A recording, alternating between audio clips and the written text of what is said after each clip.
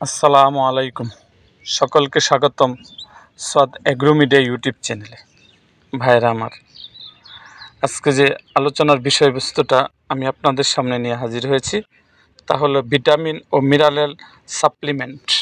ভাইরা আমার, আপনারা আপনাদের ভেড়াকে নিয়মিতই মাঠে চড়িয়ে খাওয়ান অথবা বাড়িতে বেঁধে দানাদার দিয়ে অন্য জিনিস দিয়ে পালন করেন।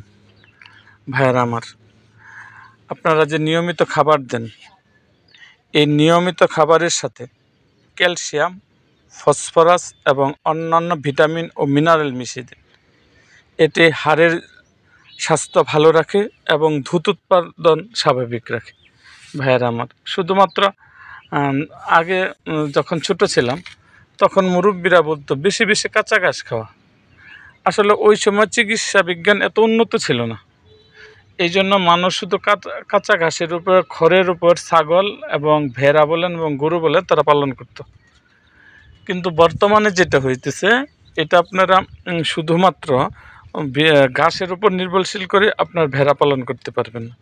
এই জন্য নিয়মিত আপনার ক্যালসিয়াম, আপনার ডাক্তারের সাথে পরামর্শ করে ক্যালসিয়াম, ফসফরাস এবং ভিটামিন এটা আপনাদের খাওয়াইতে হবে।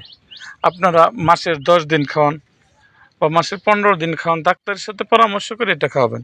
আর নিয়মিত আপনারা ডাক্তারের সাথে যোগাযোগ করবেন। আপনারা যদি ডাক্তারের সাথে যোগাযোগ না করেন, আপনাদের তো নিজস্ব যারা ফার্ম করবেন, ভেড়ার ফার্ম করবেন, তাদের তো নিজস্ব পরিকল্পনা থাকবে এবং প্লাস এটা আপনারা নিজেরা আপনার 2-1 বছরের মধ্যে আপনারা নতুন অবস্থায় ডাক্তারের পরামর্শ, তারপরে আপনার অভিজ্ঞতা হয়ে গেলে আপনার দেখবেন আপনার অনেক সময় অভিজ্ঞতা হয়ে যাবে। এই অভিজ্ঞতার পরে আর আপনার কিছুই করতে হবে না এবং কম ডাক্তার লাগবে। অভিজ্ঞতা হওয়ার আগে অবশ্যই আপনার ডাক্তারের পরামর্শ নিতে হবে। আর যখন আপনি 1-2 বছর ভেড়ার সাথে, ফার্মের সাথে যুক্ত থাকবেন, তখন আপনিই বুঝবেন যে আপনার ভেড়ার কী সমস্যা বা ভেড়ার কী করতে হবে, এখন কী করতে হবে, ভেড়াকে এখন কী সমস্যা। এই জন্য ভেড়া পূর্ব অভিজ্ঞতা ছাড়া, এই জন্য আপনারা যারা ভেড়ার ফার্ম করতে চান বা করতেছেন, তারা অতি প্রথমে আপনার ওই বিজ্ঞাপন দেখি, ইউটিউবের বিজ্ঞাপন থেকে অমুক তমুক দেখে আপনারা বড় আকারে ফার্ম করবেন না।